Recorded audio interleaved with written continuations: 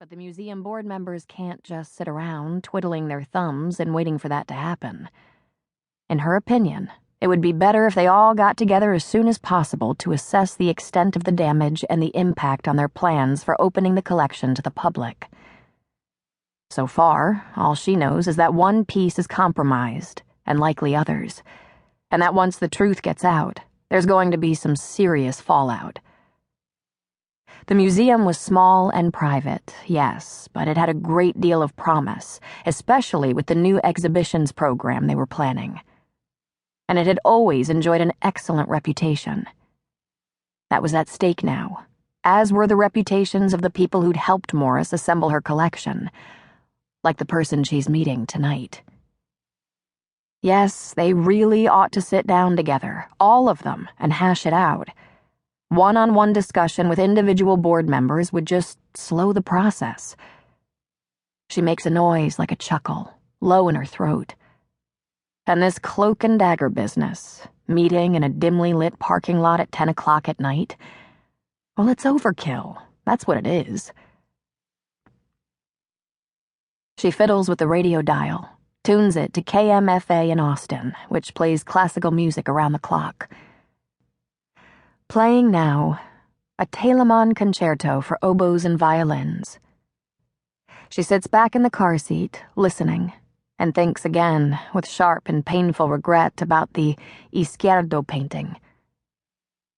Muerte llega pronto, her favorite of what she had believed, what everyone believed, to be an excellent collection, a unique collection, entirely beyond reproach.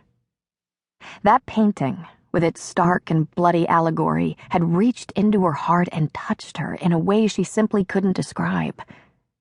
It had been painted at a time when Izquierdo herself had actively courted death, after being jilted by her artist lover, Rufino Tamayo.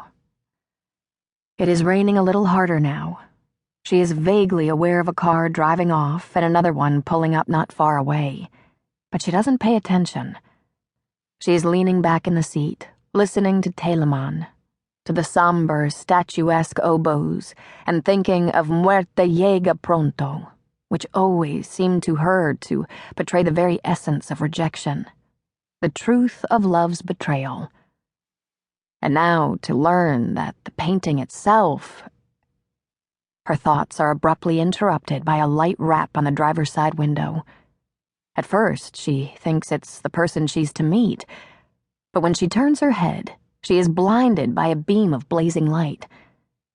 After a couple of seconds, the light slants down toward the pavement. She blinks, and when her vision returns, she sees a man standing beside the car, wearing a dark raincoat and billed cap, his face obscured in the shadows cast by the flashlight. He has put his right hand on the roof of her car and is bending over to peer through the window at her, no doubt wondering what kind of suspicious activity she's involved in at this hour of the night. A drug deal, maybe?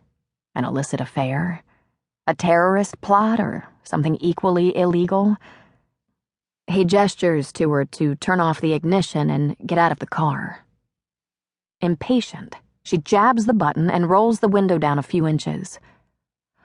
"I'm waiting for somebody, officer." She makes a show of looking at her watch. "He's already late. I'm sure he'll be along in a minute." "No problem, ma'am." She can't see the man's face, but there's a smile in his voice. Friendly, polite. He casts a quick look over his shoulder, then lifts his thumb to point in the direction of the retail buildings. "But we've got a little bit of trouble over there. I need you to get out of your car." "Trouble?" She frowns. "Well, then why don't I move the car? I can just as easily park on the other side." "I said get out," the guard repeats, still polite, but firm now and not quite so friendly. "No argument, please." "Oh, all right." With a resigned sigh, she turns off the motor, cutting off Telemann and the air conditioner. She opens the door and gets out. She turns and bends over to get her purse and her umbrella from the seat when, out of the corner of her eye, she sees the man raise his heavy flashlight over his head and bring it down sharply.